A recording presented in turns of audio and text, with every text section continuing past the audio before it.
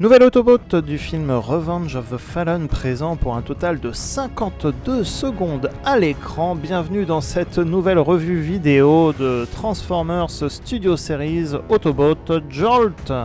Bienvenue sur TF Toybox, chaîne qui passe en revue les figurines Transformers et qui vous informe des nouveautés sur Facebook, Instagram et Twitter. On passe en revue aujourd'hui cette nouvelle figurine Deluxe Class sortie cet automne. Vous retrouverez comme d'habitude l'unboxing, le détail du mode robot, des comparaisons, la transformation et le mode véhicule. Si cette vidéo vous plaît, n'oubliez pas de laisser un pouce positif avant de partir ou un petit commentaire. Et tout de suite, bien sûr, on passe au packaging. On va commencer par l'unboxing de notre personnage, notre figurine Jolt numéro 75. À l'avant, on retrouve le logo Transformers Revenge of the Fallen, le seul film où Jolt apparaît à la caméra. Un bel artwork qui utilise son lasso ici présent, le numéro 75, le logo Autobot à côté de Jolt, les logos habituels Transformers Autobot. Sur le dessus, le logo à nouveau de Transformers Revenge of the Fallen, le deuxième film. Sur le côté, une belle photo de portrait avec la mention Deluxe Class. Et de l'autre côté, le même artwork qui prend toute la place. À l'arrière, on retrouve Jolt, 23 étapes de conversion, le fond qui est un fond Dark of the Moon, paradoxalement, alors qu'il n'a jamais été dans ce film. 23 étapes de conversion, le mode robot, le mode véhicule, et le nom Jolt qu'on va retrouver ici. Unboxing, on commence par ouvrir le fond, on a notre numéro 75 à nouveau pour le distinguer des autres fonds Dark of the Moon et Revenge of the Fallen maintenant. Puisque c'est une scène de Chicago, la bataille de Chicago, on retrouve les instructions ici avec un nouvel artwork. On verra pour le stockage des armes, c'est pas idéal. Et côté catalogue, on a Bumblebee numéro 74 et Shark Ticon Gno, le studio series du film 86. Et voilà notre personnage dans son emballage avec les deux fouets attachés de chaque côté. Ce qui va vous permettre de reproduire la scène du film de Chicago, alors qu'il était dans le désert en Égypte. On ne sait pas. Un petit soldat en tout cas ajouté au rang des Autobots du deuxième film. On le verra avec la comparaison, c'est une petite figurine de luxe, petite mais très très bien détaillée, très bien sculptée. On va commencer tout de suite par zoomer. Beaucoup de détails sculptés au niveau des bras, on a un mélange de gris métallique de gris. On a bien sûr toute la carrosserie de la voiture qui fait un bon sac à dos à l'arrière. On a la vitre aussi, attention, ces parties sont des parties transparentes en plastique. Attention, c'est plus trop fragile, plus que les plastiques bleus qu'on a autour avec les portières aussi sur les côtés. Comme je le disais, du gris et de la peinture métallisée s'alternent sur les bras et les jambes. Côté articulation, on a plutôt une bonne figurine. On a nos roues en dessous des pieds avec des jantes peintes et ce n'est pas tout le temps le cas, donc c'est plutôt chouette. Côté articulation, on a nos pieds qui peuvent pivoter d'avant en arrière. La jambe peut pivoter sur elle-même. Il y a un pli au niveau du genou. Il y a les jambes sur des ball joints au niveau de la taille. La taille est articulée. La tête est sur un ball joint, donc plutôt bien articulée. Mais quand la tête est trop en haut, on est bloqué par des panneaux sur le côté. Quand la tête regarde en bas, elle peut vraiment tourner. Les bras, les épaules plutôt, sont sur des ball joints. Les bras peuvent pivoter également. Il y a deux plis au niveau du coude et la main peut juste rentrer de l'intérieur à l'extérieur de par la transformation. Alors, la partie centrale est grise et pas très peinte, bien sculptée mais pas peinte, donc ça ressort un petit peu plus par rapport au dessus du torse qui a des réacteurs peints en argent. Beaucoup de détails, les engrenages aussi qui sont sculptés à l'intérieur des bras et sur les côtés sont plutôt chouettes. On retrouve beaucoup de détails je trouve sur ces bras-là par rapport à d'autres figurines Studio Series où c'est moi qui ai prêté plus attention, je ne sais pas.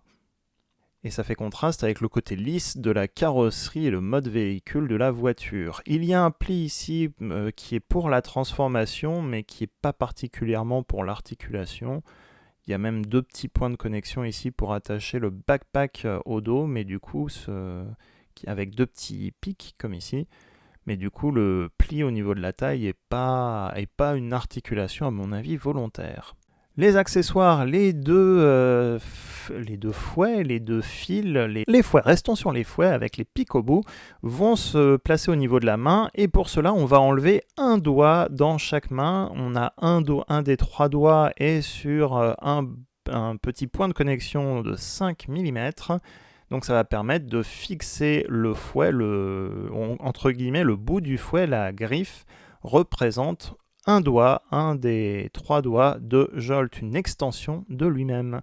Il y a ce petit pic qui permet de connecter le fouet au mode véhicule qui ressort un petit peu, c'est dommage.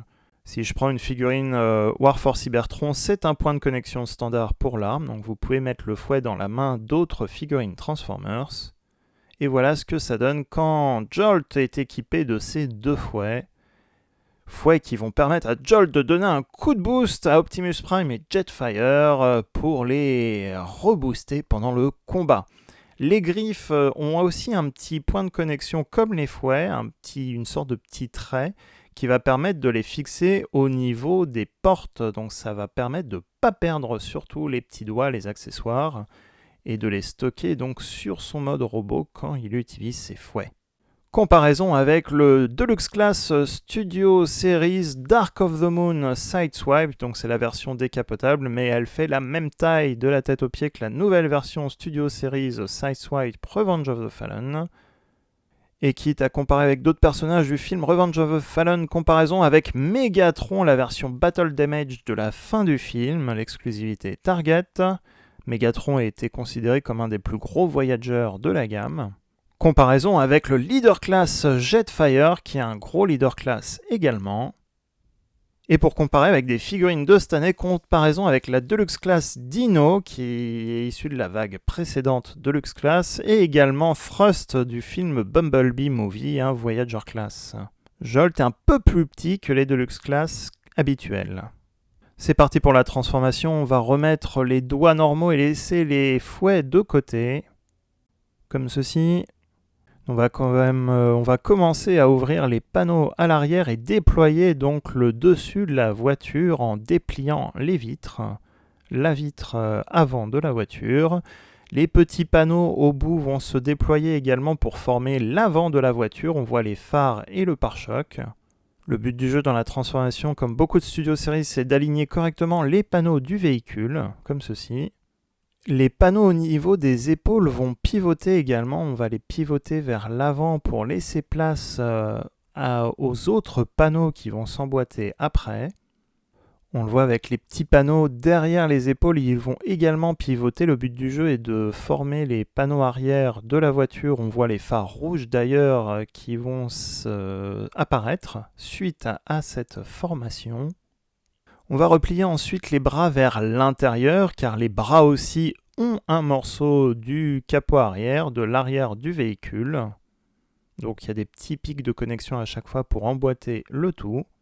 Voilà ce que ça donne vu de haut, et les mains vont pouvoir pivoter pour ensuite être stockées à l'intérieur. Le but du jeu est de replier les mains à l'intérieur du véhicule comme ceci, les bras puis les mains, à l'intérieur du véhicule pour ensuite connecter les 2 parties arrière de la voiture, les 2 parties bleues à l'arrière. Comme ceci. Le but étant d'aligner correctement les panneaux. Maintenant, on va faire le bas de la voiture. On va faire pivoter les parties bleues des portières sur le côté du robot et surtout déployer les roues qui étaient cachées. Petit détail, on a pas mal de détails sculptés à l'intérieur de ces portières. Ce ne sont pas juste des pièces lisses de plastique à l'intérieur, mais on ne les voit pas trop en mode robot vu qu'il y a les roues sur le dessus. On aligne le tout correctement. Pour les petits pieds, on déploie aussi les roues avant du véhicule. On va replier les jambes au niveau des genoux pour que les côtés du véhicule s'emboîtent correctement. Et là, comme beaucoup de figurines Studio Series, le but du jeu est d'aligner tous les panneaux ensemble et de connecter aussi les 2 pieds entre eux à l'avant avec un petit point de connexion. Ensuite, il y a pas mal de petits points de connexion autour de la portière pour connecter le bas et le haut du véhicule. Donc encore une fois, attention aux parties plastiques transparentes, ne surtout pas forcer. Normalement, tout est censé s'emboîter correctement. Ça demande un peu de patience. Et voilà donc ce que ça donne une fois correctement emboîté. On retrouve Jolt, petite voiture Autobot Chevrolet, qui est plutôt chouette. Bon, c'est un modèle de voiture existant là-dessus, il n'y a pas grand-chose à dire sur ce modèle. On a nos petits points de connexion sur le côté pour rajouter nos armes, pour ne pas les perdre. Visuellement, c'est pas la perfection, mais bon, au moins ça a le mérite de ne pas perdre les armes, et on voit même que les griffes à l'avant épousent la forme du mode véhicule. Bon, à l'arrière, on a 2 points de connexion, tout bête, mais on a les griffes qui retournent vers l'intérieur, donc ça c'est plutôt un bon point. Pour le design, à l'arrière, on a juste les points de connexion comme ça qui dépassent. On reprend notre voiture, donc sinon le dessus est transparent, vitre teintée, c'est plutôt chouette. Sur le côté, on a donc nos rétroviseurs peints, on a nos phares qui sont peints, le logo Chevrolet qui est peint avec des petits détails en plus. Les bras du robot forment en fait des détails de moteur, enfin le dessous de la voiture, en gris métallisé plutôt chouette. Et on a donc nos jantes qui sont peintes, la voiture roule bien. Et les phares sont même légèrement peints et légèrement bleutés. Est-ce que c'est lié au plastique ou est-ce que la peinture elle-même est bleutée? Je ne sais pas. Mais c'est un bleu plutôt discret et qui le distingue du bleu plastique du mode véhicule. Les Studio Series sont faites pour que les modes robots soient à l'échelle, mais on voit quand même que Jolt est du côté des petites figurines de luxe et ça se voit encore plus en mode véhicule. J'ai volontairement pris une des plus grosses voitures de la série Studio Series, le drone associé à Lockdown, ou le moule associé à Lockdown, la version Lamborghini orange. Et on voit du coup qu'elle est quand même un peu plus large que Jolt. Ça reste une chouette petite voiture et un bon soldat Autobot à ajouter à votre collection.